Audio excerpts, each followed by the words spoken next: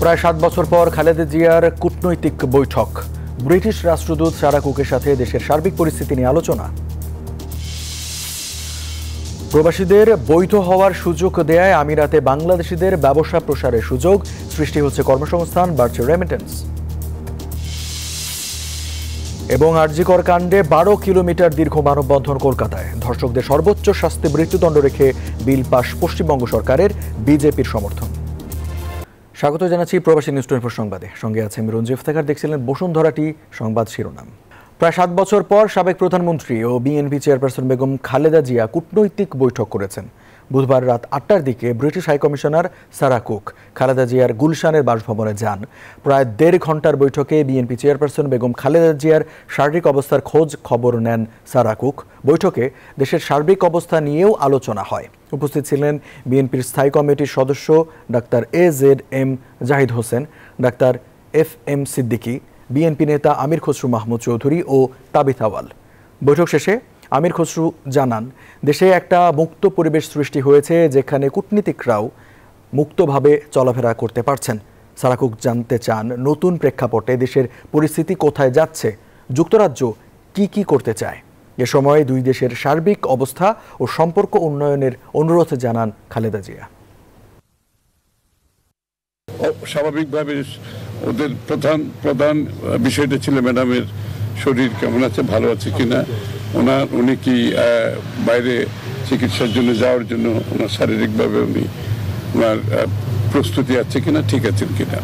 আর দ্বিতীয় কথা, যে বাংলাদেশের এই দ্বিতীয় স্বাধীনতার পরে যে বাংলাদেশ কোথায় যাচ্ছে, বাংলাদেশ সম্বন্ধে তাদের চিন্তা ম্যাডামের সাথে আলাপ আলোচনা করেছেন। আর দেশে একটা পরিবেশ সৃষ্টি হয়েছে। সবচেয়ে বড় কথা হচ্ছে বাংলাদেশে একটা মুক্ত পরিবেশ সৃষ্টি হয়েছে, যেখানে কূটনীতিকরাও মুক্তভাবে চলাফেরা করতে পারছে। স্বৈরাচার পতনের মাস পূর্তিতে আন্দোলনে শহীদদের স্মরণে আজ শহীদি মার্চ কর্মসূচি পালন করবে বৈষম্য বিরোধী ছাত্র আন্দোলন। এছাড়া আন্দোলনকে আরও সংগঠিত করতে শুক্রবার থেকে বিভাগীয় সফর শুরু করবেন সমন্বয়করা। গণহত্যার তদন্তে একটি ফ্যাক্ট ফাইন্ডিং কমিটিও করার কথা বলছে সংগঠনটি।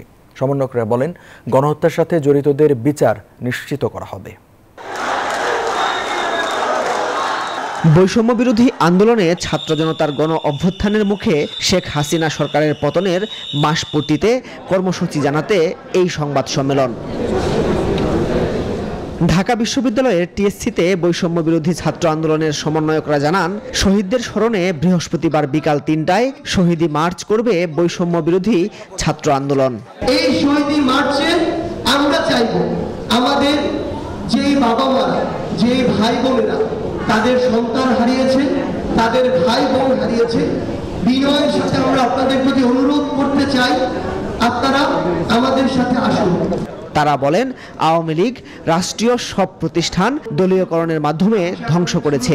নতুন করে আর কোনো ফ্যাসিবাদ তৈরি হতে দেয়া যাবে না। বাংলাদেশ পুনর্গঠনের জন্য কোন কোন প্রিন্সিপালের ভিত্তিতে বাংলাদেশকে পুনর্গঠন করব, যেখানে আর কখনোই কোনো ধরনের কোনো রূপে আর ফ্যাসিজম ফিরবে না, যেখানে গণমাধ্যমের স্বাধীনতা নিশ্চিত করা হবে। জুলাই আগস্টে গণহত্যার ঘটনায় একটি ফ্যাক্ট ফাইন্ডিং কমিটি করার কথা জানিয়ে সমন্বয়করা বলেন, গণহত্যার সাথে জড়িত সবার বিচার হবে। চাঁদাবাজি সিন্ডিকেট ও সন্ত্রাসী কার্যকলাপ ঠেকাতে শুক্রবার থেকে বিভাগীয় সফর শুরু করবেন সমন্বয়করা। গণমাধ্যমকে স্বাধীনভাবে সব অনিয়মের সংবাদ প্রকাশের অনুরোধ জানান তারা। মাসুদ সুমন, নিউজ 24, ঢাকা। আমিরাতে অবৈধ প্রবাসীদের ফের বৈধ হওয়ার সুযোগ দেয়ায় প্রসার ঘটছে দেশটিতে বাংলাদেশি মালিকানাধীন ব্যবসা প্রতিষ্ঠানের। এতে সৃষ্টি হচ্ছে কর্মসংস্থান, বাড়ছে রেমিটেন্সের পরিমাণও। দুবাই থেকে আব্দুল আইম সাইফুলের পাঠানো তথ্য ও ছবি নিয়ে ডেস্ক রিপোর্ট। দীর্ঘ 6 বছর পর আমিরাত সরকার আবারও অবৈধ প্রবাসীদের বৈধ হওয়ার সুযোগ দিয়ে 2 মাসের সাধারণ ক্ষমা ঘোষণা করেছে। ভিসা লাগানোর পাশাপাশি যারা দেশে যেতে ইচ্ছুক তারা কোনো প্রকার জেল জরিমানা ছাড়া দেশে যেতে পারবে, এমনকি যে কোনো সময় আমিরাতে ফিরেও আসতে পারবে।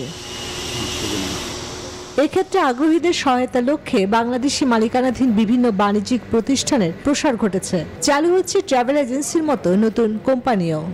ইউএই সরকার সেপ্টেম্বর অক্টোবর সাধারণ ক্ষমার ঘোষণা দিয়েছে। এই উপলক্ষে আমাদের টাইপিং রিলেটেড সকল কাজেও থাকবে সর্বোচ্চ ডিসকাউন্ট। সো আপনারা চাইলে ডুলু টাইপিং এন্ড ট্রাভেল এজেন্সির পক্ষ থেকে এই সীমিত সুযোগটি নিতে পারেন। আপনারা অবশ্যই অবগত আছেন যে বিগত দীর্ঘ 13 বছর যাবৎ ডুলু টাইপিং সার্ভিস দিয়ে আসছে। আজকে থেকে আমরা আমাদের নতুন সার্ভিস ট্রাভেল সার্ভিস যুক্ত করলাম। ব্যবসায়ীদের প্রত্যাশা এসব প্রতিষ্ঠানের সেবা নিয়ে আমিরাতে বৈধতা গ্রহণের পাশাপাশি বৈধ পথে রেমিটেন্স পাঠিয়ে দেশ সংস্কারে নিজেদের সম্পৃক্ত করবেন প্রবাসী বাংলাদেশিরা। Desk report, news 24। পররাষ্ট্র মন্ত্রণালয়ের ৩৮ কর্মকর্তাকে দুদকের পাঠানো নোটিশ নিয়ে ভুল বোঝাবুঝির অবকাশ থাকতে পারে বলে মন্তব্য করেছেন পররাষ্ট্র উপদেষ্টা তৌহিদ হোসেন। ফরেন সার্ভিস একাডেমিতে সাংবাদিকদের এই কথা বলেন তিনি। বলেন, অভিযোগের ধরন দেখে অধিকাংশই অডিট আপত্তি বলে মনে হচ্ছে। দুর্নীতি আর অডিট আপত্তি এক নয়। যারা ছিল তাদের সবাইকে রিকল করা হয়েছে। তার মধ্যে 3 জনের ছিলেন অ্যাডমিন ক্যাডারের এক্স অফিসার, তাদের অলরেডি এস্টাবলিশমেন্ট থেকে তাদের কন্ট্রাক্ট ক্যান্সেল করে দেওয়া হয়েছে গতকাল।